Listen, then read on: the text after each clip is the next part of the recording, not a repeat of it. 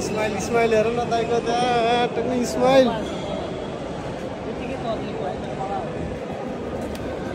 कता जाने र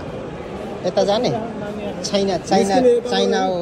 कोट जाने चाइना कोटबाट सिधै त हो नि यताबाट पनि पुग्छ र चाइना कोट भनेको यहाँ पछाडि अनि त्यही त त्यहाँबाट पनि सिधै यस्तो निस्किने हो नि त